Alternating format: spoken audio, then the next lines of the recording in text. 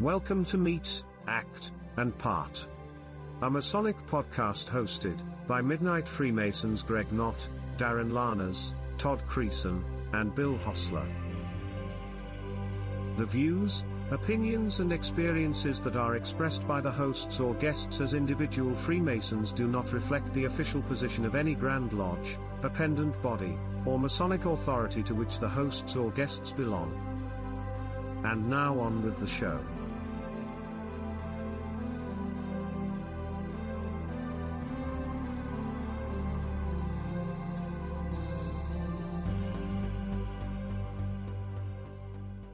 Hello, everybody, and welcome to another exciting episode of Meet, Act, and Part.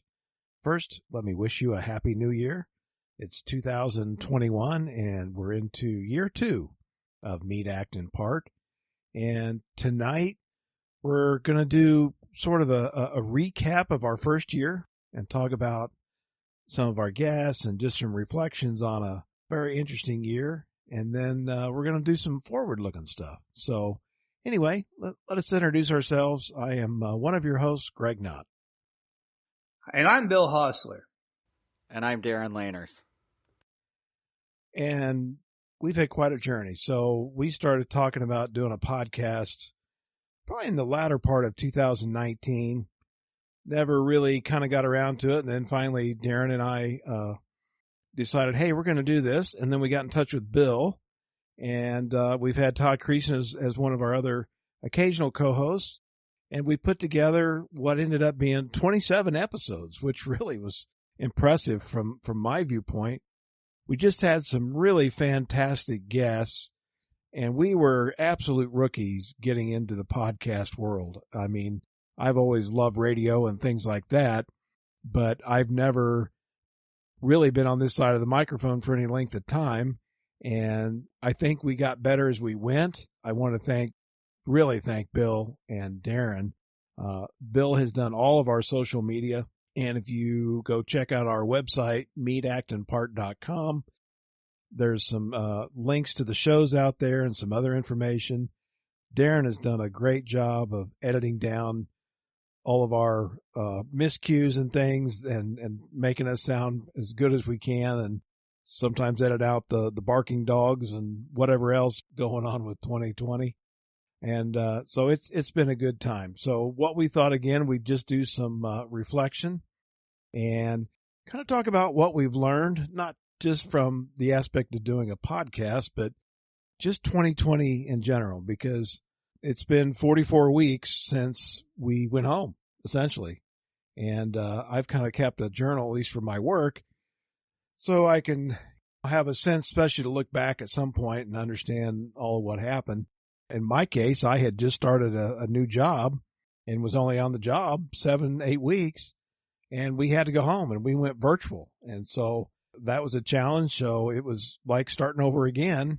Darin and I were talking before we got on the air. When are we going to go back? It may be summer. We don't know, but it kind of will be like restarting up again.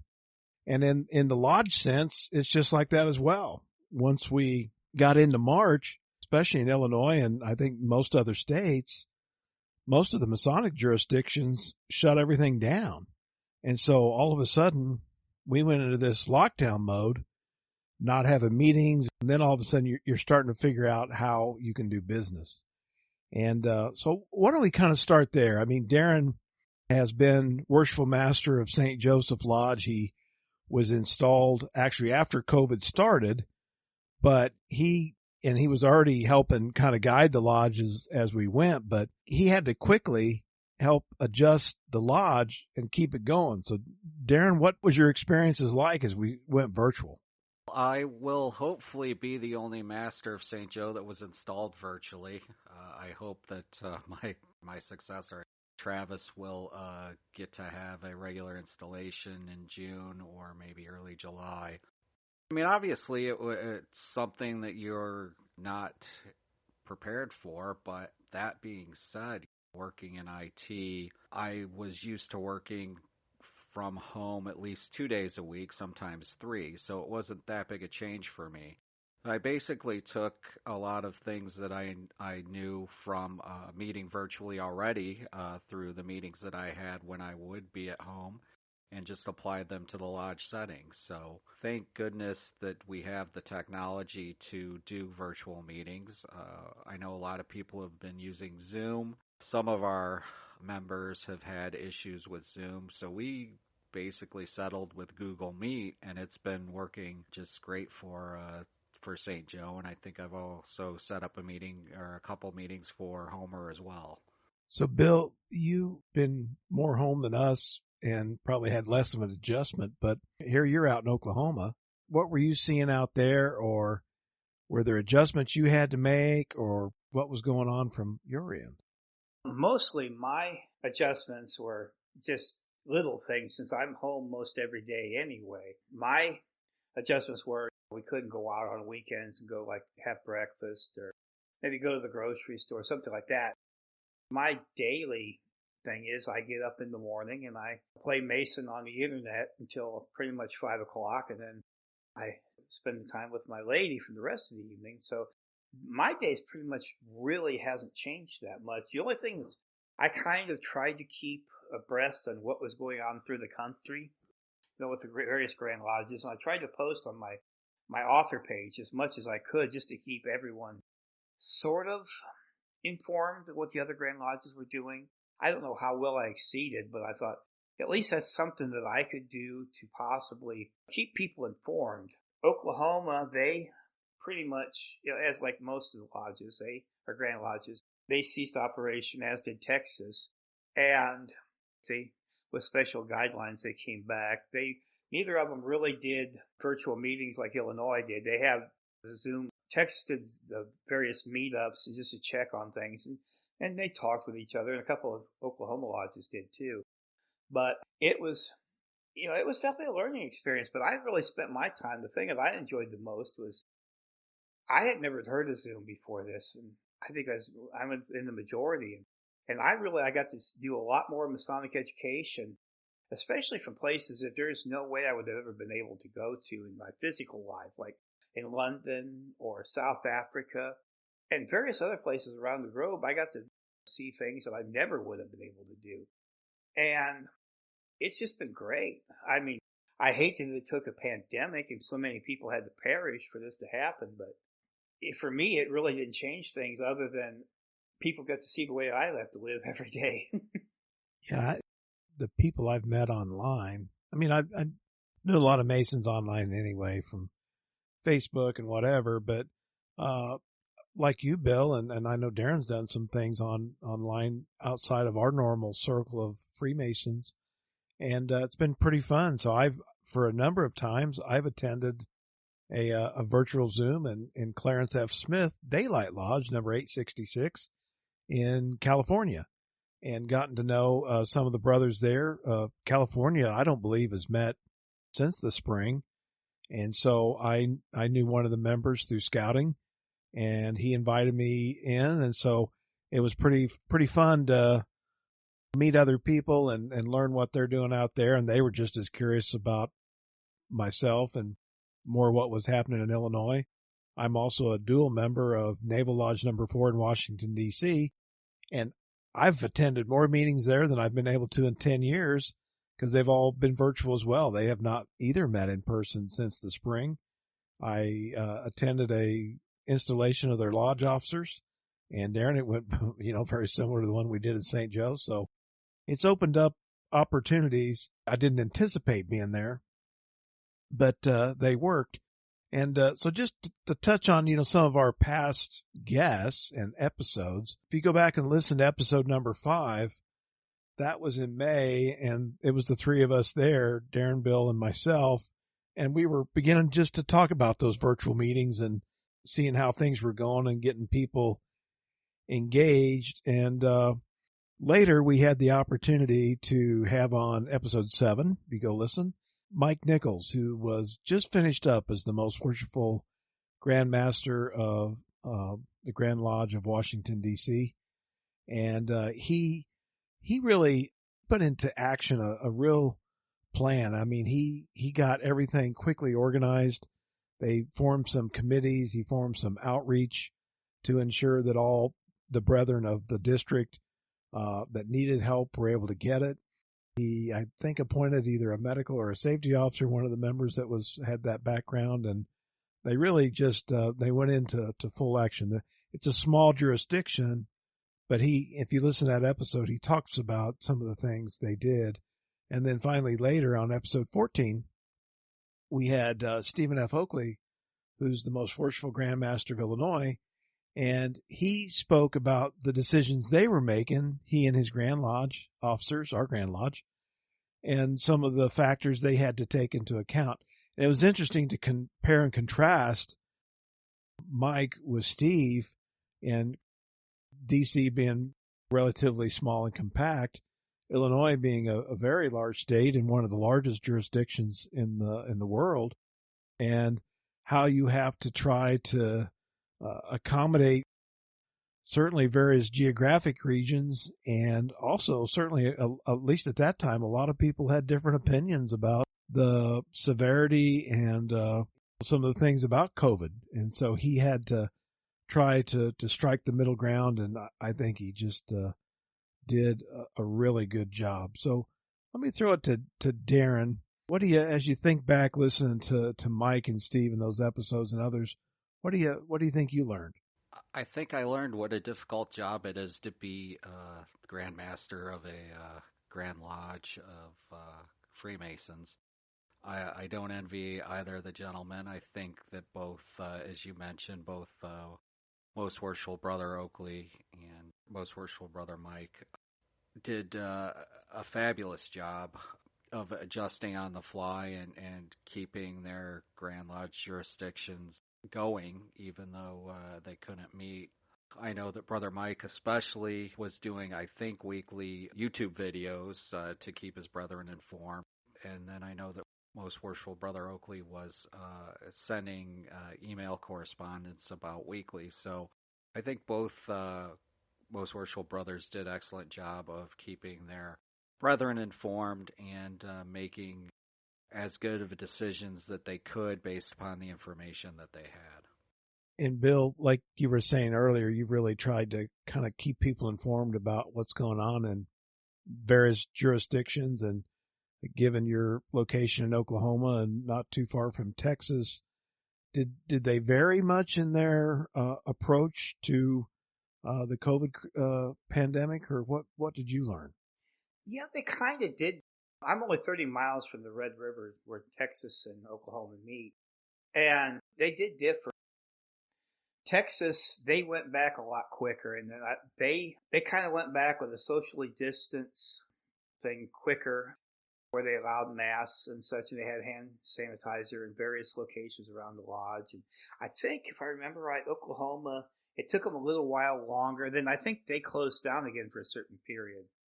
And they were encouraging lodges to go out and get the handheld thermometers. You like the one when you walk into a building now, where they can take your temperature without touching you.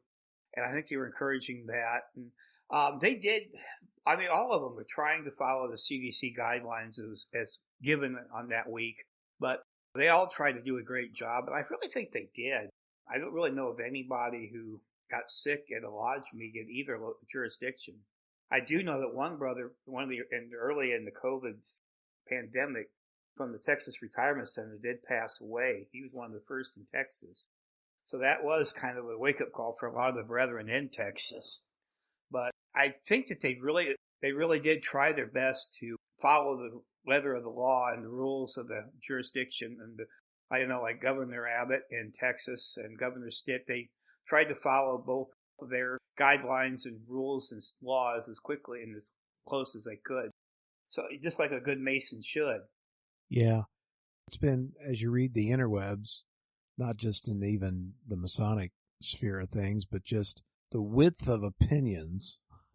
I mean, it runs the gamut from people that absolutely don't believe any of it to folks that are very concerned with it and believe so accordingly.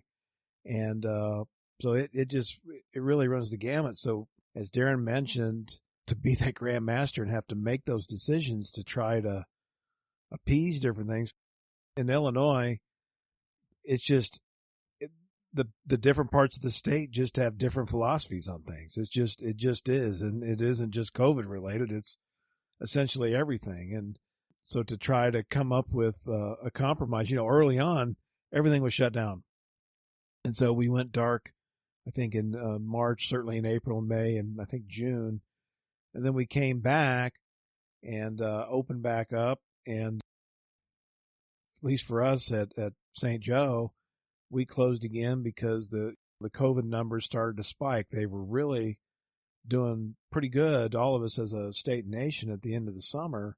And then, of course, as people started doing things again and schools got back in session and other things, then the numbers have continually really gone up to this day. So we of course won't dwell on this whole episode on COVID, but it has dominated 2020 in every single aspect of everything we've done.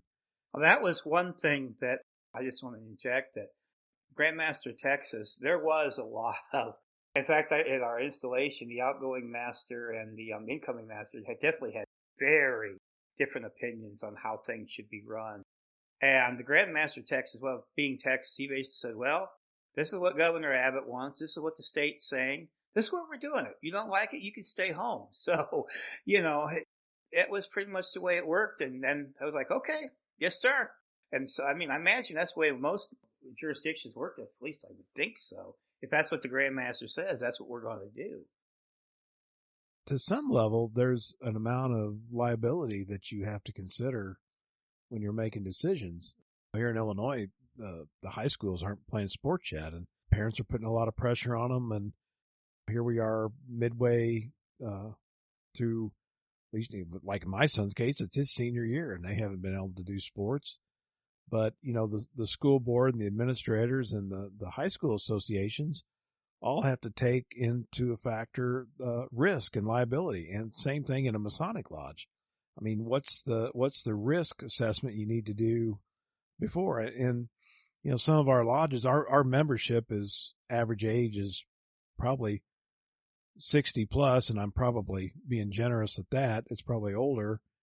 And so absolutely in the at-risk category.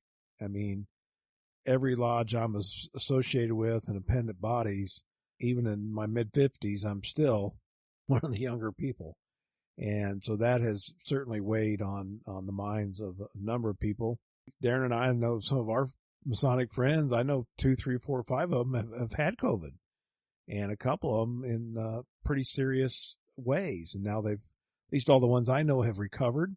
But all you have to do is look at the stats, and we know the deaths have gone up. So that's a little bit about COVID, and we'll probably weave some more in. But one of the favorite episodes for me that we did, which was fun, was having Chris Hodap and Alice Von Cannon, his wife, on, and of course Chris is well known for his book Freemasons for Dummies and his blog of the same name. And there's probably no guy more on top of what's going on in the Masonic world around the world than Chris. And so it was a real fun treat having them on. And Darin, what'd you think of that episode? To be honest, anytime you have Chris on, I think a little bit of nerves come into play.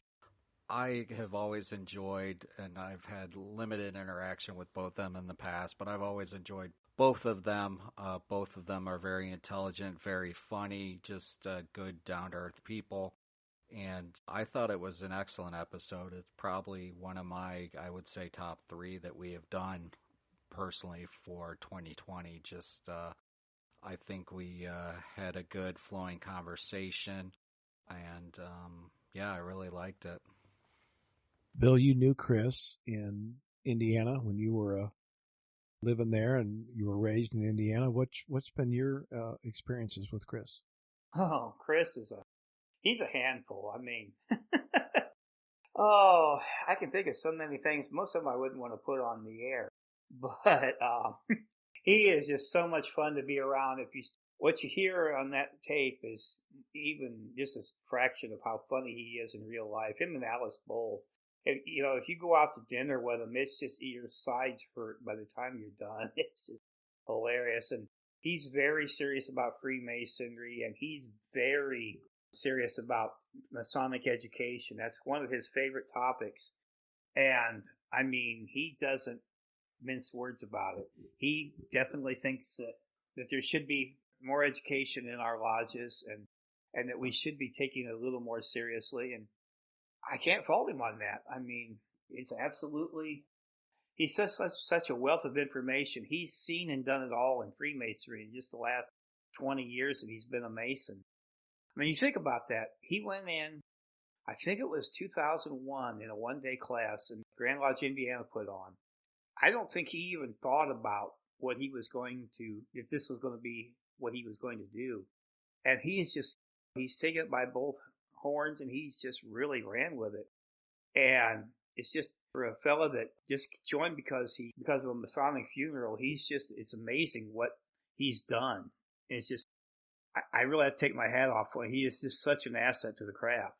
I think what Chris's experience illustrates to me is you never know that new Mason that you sign a petition for. You just don't know what impact they're going to have on the craft. There's so many that go through the degrees and aren't too involved, but you find all of a sudden somebody like Chris, and you look how much impact he has had on, I would argue, the worldwide effect through his books, and he's got several books, more than just the one. But also he's been on some of the television shows on the History Channel. He was one of the founders of the Masonic Society and was their journal editor for years. His blog alone is worth a read to find out all of the information going on. So you just never know who you're going to get that's going to catch fire and make such an impact. So Chris's story, I think, is phenomenal. I know he overcame some serious health issues and just kept churning out the work. I mean, he's really a guy that I admire, and he epitomizes Freemasonry.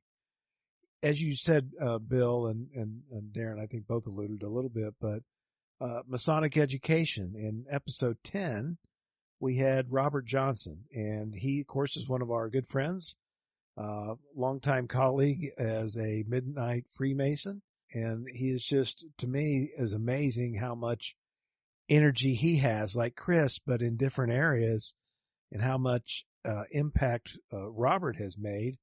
And of course, in that episode, we talked to him about some of his projects.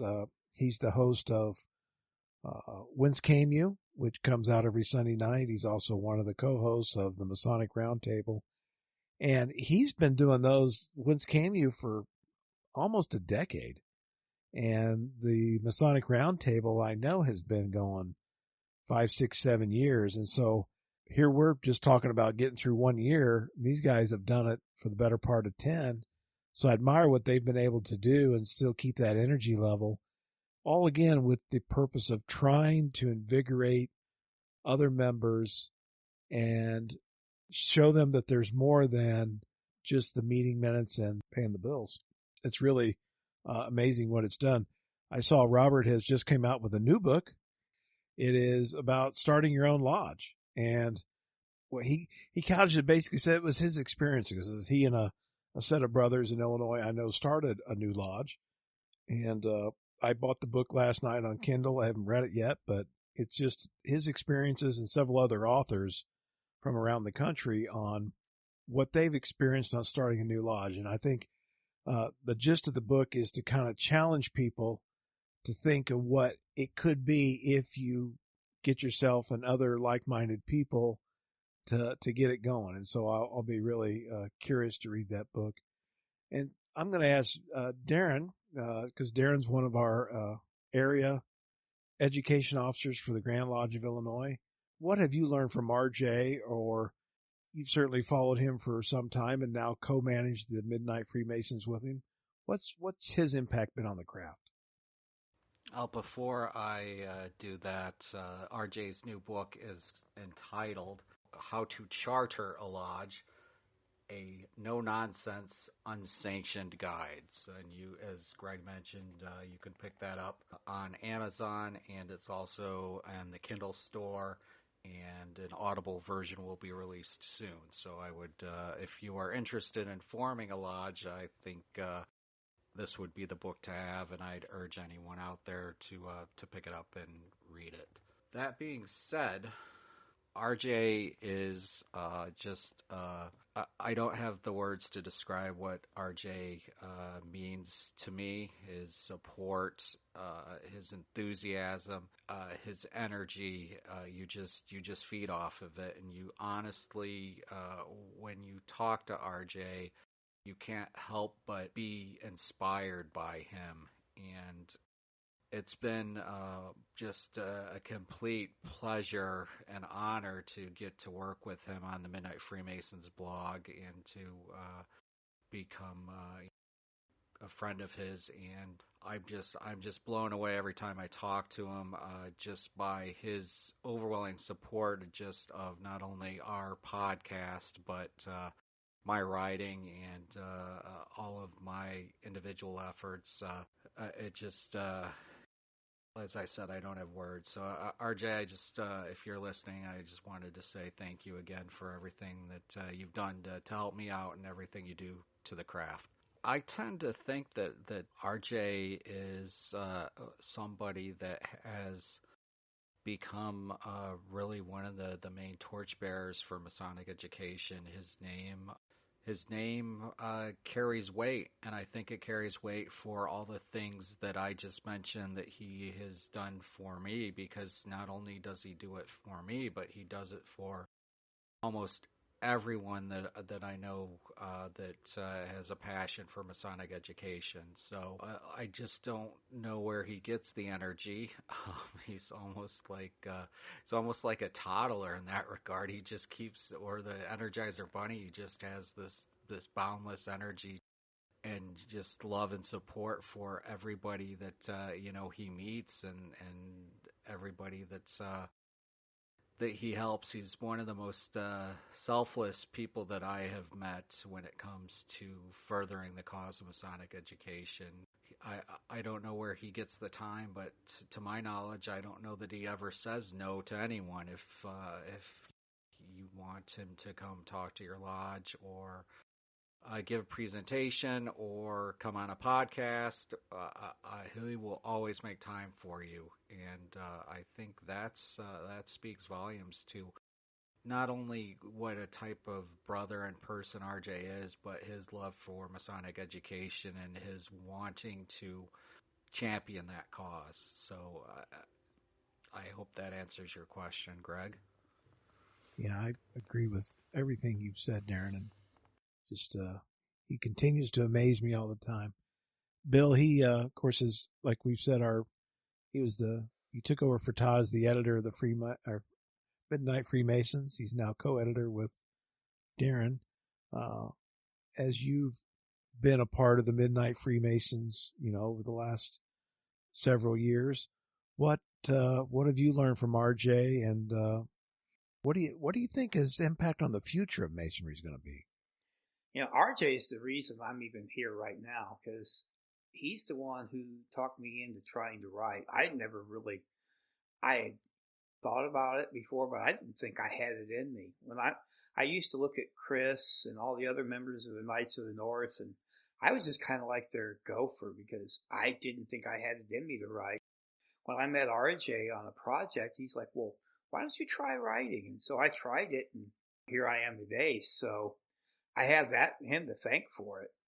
But I was sitting here thinking while I was listening to you guys, RJ has a great influence on Masonic education. It's almost like Chris Hodat brings them in with his writing, and RJ keeps them here with his digital world, between the podcasts and his videos. I mean, he's taken things like, he went and found Manly P. Hall's talks, and he cleaned them up and he digitized them. And so many people find those as a great resource. He came up there and he had the idea originally for Masonic Radio Theater, and then it was his idea, with the the sound effects, and it was a great hit. The only thing we couldn't do is come up with enough content to keep it going. Otherwise, it'd still be going. But Robert's he is like the Energizer Bunny. And the thing that I don't understand, he does all these things for the Masonic craft while being an executive of the job and having a wife and 4 children on top of it. I get up in the morning and I need a nap before I get dressed. I don't know how he does it. I just commend him, and I think in the future he's going to continue to where he's going to be a true force. People for 50 years from now, young men who are going to be Masons, they're going to be looking at him like they do like Manly P. Hall, or like I do Alan Roberts, or any of the greats that we look at today. I really think that they're going to look to him in the future for all different kinds of things, Masonic wise, and for inspiration. Maybe for writing, maybe just to keep them going in the craft. Yeah, I agree. His legacy will be big, and he's not doing it to create one for himself. I just think he sees the value of what Freemasonry can do to impact the lives of others. And so I know that's part of what motivates him, and just a desire for all of us to excel and succeed. So, RJ, thank you from the bottom of our heart for everything that you do. One of my actual favorite episodes was episode 13, and that's when we had Brother Eric Marks on. And he is a licensed clinical social worker, and he's also one of our fellow Midnight Freemasons. He's out on the East Coast. We had a discussion on mental health, and so much of mental health topics are historically you didn't talk about them. I mean, it was, of course, I've always said that was either just out of ignorance or other reasons, I guess. But to me, we explored a number of things and a number of ways to help people, or to notice and watch out for our brothers and ourselves both. And especially as COVID and 2020 progressed, I mean, I think, at least for myself, you'd go through sort of an emotional roller coaster. First it's like, okay, well, we'll go home. We won't be home for that long. And then you go 2, 3, 4, 5, 6 months, and all of a sudden, okay, well, where's the end? Well, I don't know. And so I admit there was times that I've had a hard time adjusting, because I've never been one that just sits. I've been involved in way too much stuff, probably. But it was interesting and informative and relaxing to hear how Eric just presented so many topics. It's a topic that I hope we go back and explore with him again, especially given that we're going to be into the full year of this stuff just right around the corner. And he just had some great ideas and thoughts about that topic. And it was interesting to hear also how he had approached the craft and why he had joined the craft, and how maybe that interluded a little bit with some of the things that he had done on his job. So it was a very, very interesting and very good episode. Darin, I'd ask if you had any thoughts on our episode with Eric. Well, yeah, Eric is very near and dear to me. When he joined the Midnight Freemasons, we, I think, really just kind of bonded, and we talked weekly. I was honored. Eric, near the end of December, invited me on a Zoom that he was having with some other brethren, and I was honored to be able to attend that. But Eric is, just as you said, a very great brother and very knowledgeable regarding, obviously, the field of mental health, as he's a licensed clinical social worker, and just full of great ideas. And as you said, Greg, it was one of the episodes that really, I think, hopefully helped our brethren cope with what's going on. So I can't say enough great things about Eric. I consider him a very good friend, and yeah, very much we need to have him back on the podcast as well. Yeah, it was good. Jumping around here a little bit, Bill, on episode 19, we had T.S. Akers, and I think you helped arrange that with him to be on our show. Just a very interesting guy. He's done a lot of research on the Native Americans and Freemasonry, especially in Oklahoma, who wrote a story of the former Grand Master of the Grand Lodge of Oklahoma who was impeached as governor because of yoga and other things. We talked about Spanish flu and some others. Bill, talk a little bit about that episode and maybe what you learned from TS, and just he has so much historical knowledge, and which is another exciting to me angle of Freemasonry is all the things you can learn from our past. Yeah, TS is very interesting. He's very knowledgeable about Oklahoma history, especially the Native American aspect. And he takes a different approach to what most historians do, and that's where he adds Freemasonry into it, especially with the Native American tribes. It's rare that you ever hear that. And Oklahoma does have a rich history about that. I mean, I'm no expert because I'm not a native here, pardon the pun. I mean, because the Choctaw and the Chickasaw were the ones that Albert Pike came to speak to over here in the Indian Territory, quote unquote, when he was a Confederate general. So, I mean, there is a history of Freemasonry, several degrees of separation. But he did, I guess that one governor was impeached because he brought yoga, which if you've been to Oklahoma, you'll understand that. He's also a Native American himself. He belongs to the Creek Nation. So I think that's what spurred his interest. But he's also, I don't think we spoke about it as much on that episode, but he's also very knowledgeable, and he is a historian of the Knights Templar of Oklahoma. He has a blog on Blogspot where he talks about different aspects of Oklahoma Freemasonry history. And he does talk about a lot of the Grand Commandery of Oklahoma.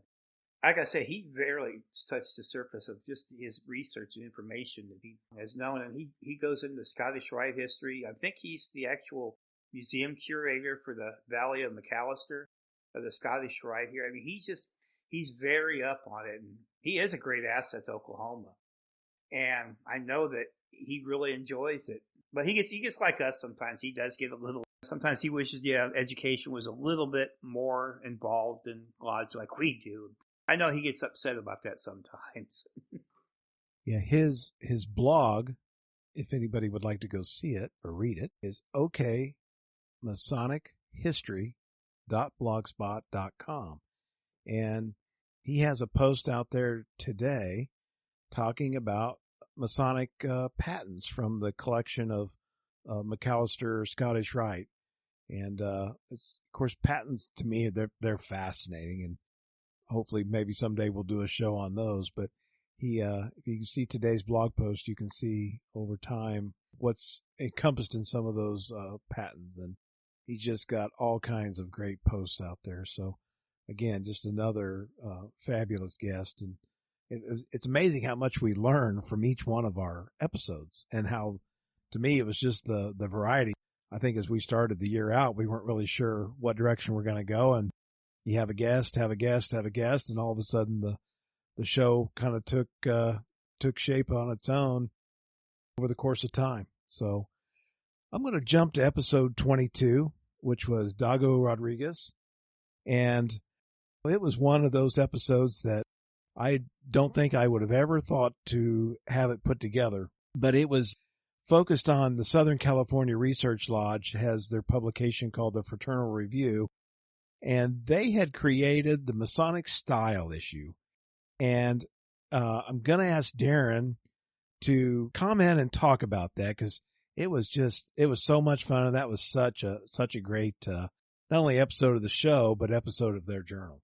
Yeah, I agree. I was able to meet Dago. I've not met him in person, but virtually, because he published an article of mine that I had written for the Midnight Freemasons for a Fraternal Review issue that I believe came out in April of 2020, which touched upon Freemasonry and the movie Fight Club.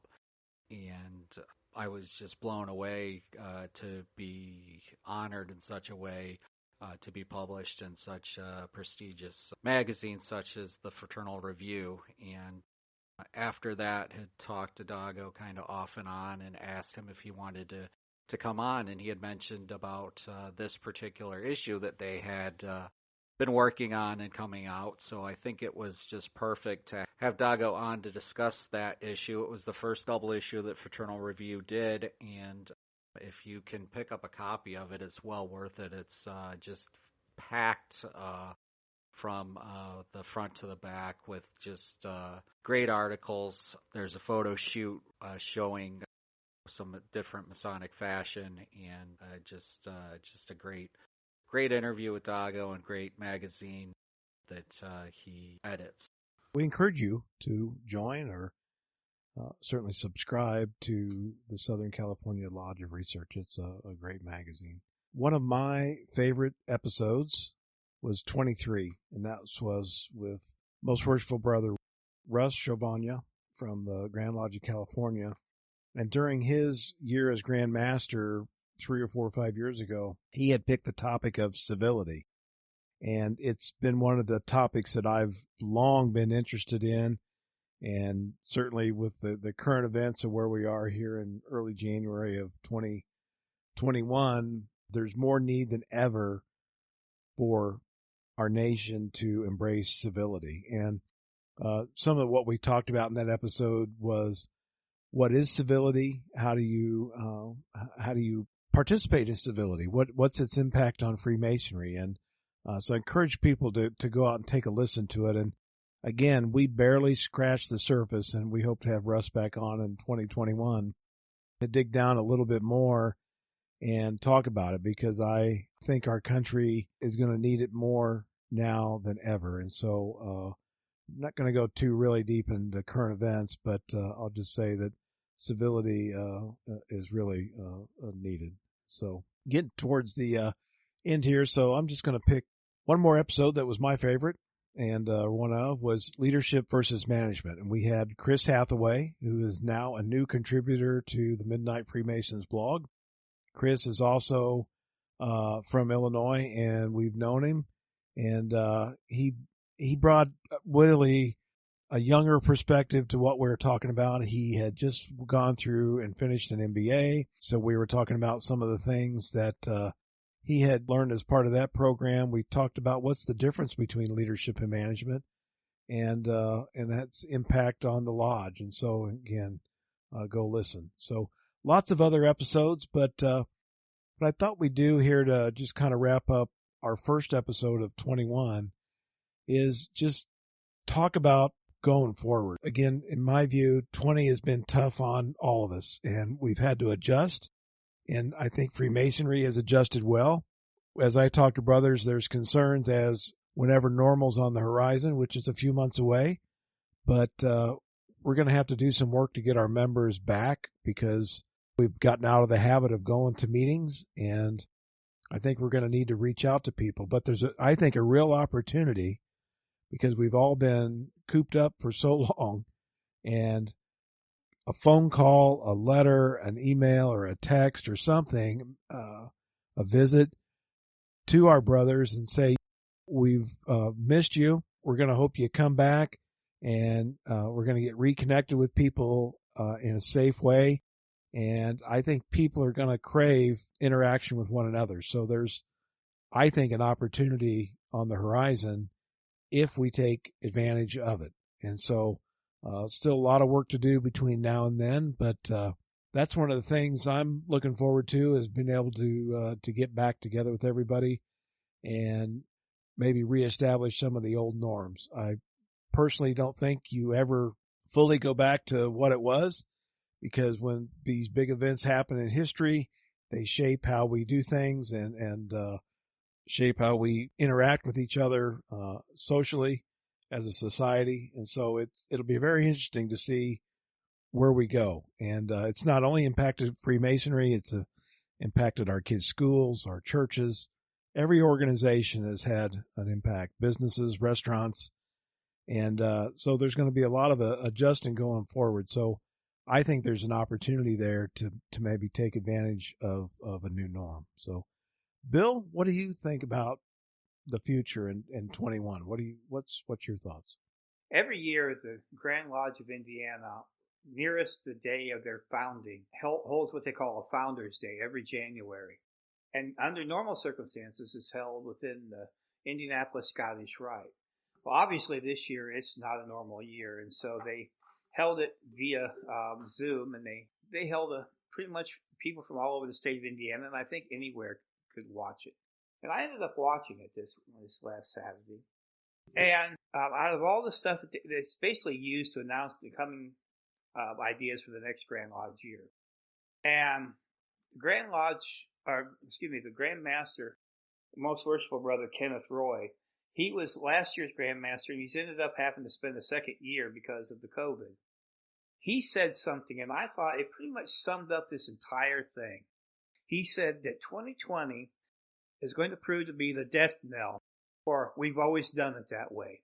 And I thought, that is probably the most profound thing I've heard about Masonry and COVID that I have heard. Because once we've got this genie out of the bottle of Masonic education, of being able to conduct some minuscule, silly meeting that we don't have to go down to the lodge for, like not say a stated meeting, but just say like, if you're going to have a committee on fixing the roof or something like that. I thought I'd throw that to Darin. If you could hold that over a teleconference or something, maybe that this is going to bring that about. Maybe it's going to make Freemasonry a little smarter and a little leaner, and we're going to be able to do things that we wasn't able to do before, and we're not going to have so much pushback because even the naysayers will say, hey, you know what? That actually worked. Maybe this isn't so bad.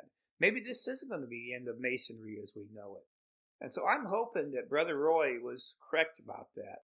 And I think that it's really going to give us a shot in the arm. And I think that once these older brethren see that Freemasonry is not going to fall down because of all these new voodoo things that we're doing, we might be able to get some of the younger guys, and they might want to stay because they might have something in common. So I think that our look next in 2021 is actually optimistic for Freemasonry. Boy, what a great observation on the Grand Master's part. That's not an episode waiting to happen. I don't know what is. Boy, I think you're right, Bill. That is the most profound thing I've really heard in a succinct way about Freemasonry and the COVID stuff. Just awesome. Darin, what are your thoughts going forward, and what are you looking forward to? Well, before I go into what I'm looking forward to in 2021, I just wanted to thank some other of our guests that we were able to have on for 2020.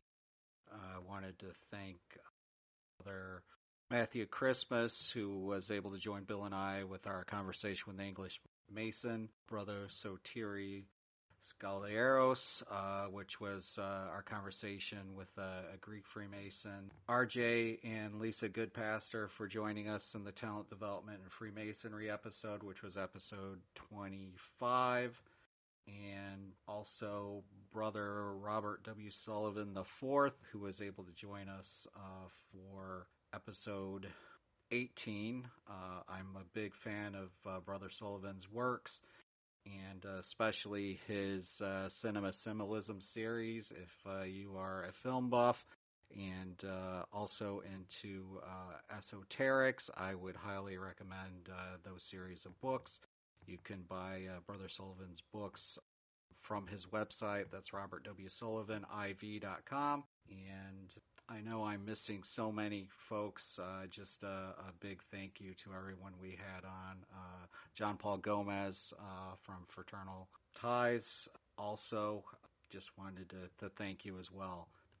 Going on to 2021, I think what Bill hit the nail on the head with what the Grand Master of Indiana said. And we need to just acknowledge that this has changed Freemasonry. What we have been able to do, meeting virtually and having endless opportunity for education online. I think at least every week I've seen at least between 5 and 10 opportunities from various appendant bodies or Blue Lodges or Grand Lodges for Masonic education. And my hope is, and I think it's more than a hope, because I think it will continue, and I think that this is going to be a new norm, if you will, hopefully for Masonic education, and I look forward to being able to participate in as many of those as possible.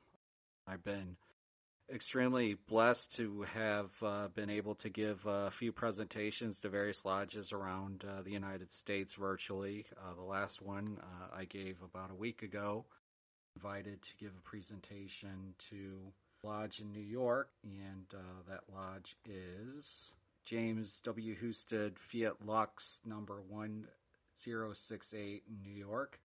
And I was invited by Worshipful Brother Shlomo Bar IL to give a presentation about my Noahide article to that lodge, and just extremely humbled and blessed to be able to do that. So I think that that's going to be hopefully a way that the brethren can continue to connect even when all this is over and we go back to meeting in person. Yeah, it's really been awesome to see how Freemasonry has adapted and really has blossomed, in my view, in terms of just the educational opportunities. There were so many, frankly, I just couldn't go to all of them. And sometimes I've had Zoom fatigue after you've done it all day at work. But boy, I think both of you are right. It's going to keep going into the future. So I'm optimistic about 21. The vaccines, of course, are rolling out. I hope you consider getting a vaccine. Since I work at a university, I've talked to a ton of scientists about it, and the science on it, and I've talked to MDs as well, is completely solid, and there's no reason for you to not get it if that's something you desire. Hope you have a good 2021. We're going to plan out some really fun episodes, I think, in the coming year. I hope you take care of yourself. Reach out to a brother, reach out to a neighbor, reach out to a friend and see how they're doing. Sometimes just that voice or the simple text to say, hey, is everything going okay? I think probably makes all the difference in somebody's day. And it only takes just a few seconds or minutes, and you really will make an impact on somebody. And you'll feel good yourself, because it's that communication and feelings is a good two-way street. So with that, again, thank you for everybody that listened in 2020. Again, thank you to all of our guests. Without them, we couldn't have done it. My special thanks again to Darin for just the outstanding job you've done with editing, and Bill for the outstanding job you've done on our website and social media. This thing would not go without you two and all the work that you've done. So my heartfelt thanks again, and it's been a lot of fun, and I'm looking forward to 2021. So with that, again, everybody, I hope you're staying safe. And don't worry, things are going to turn around. I can see the horizon. It's just still a little ways out there, but it's coming. And so, again, take care of yourself, and appreciate you listening to another episode of Meet, Act, and Part. Thank you for listening to Meet, Act, and Part. For more information about our show, visit our website at www.meetactandpart.com. While there, please consider supporting the show by sponsoring us on Patreon. Until we meet again, may we meet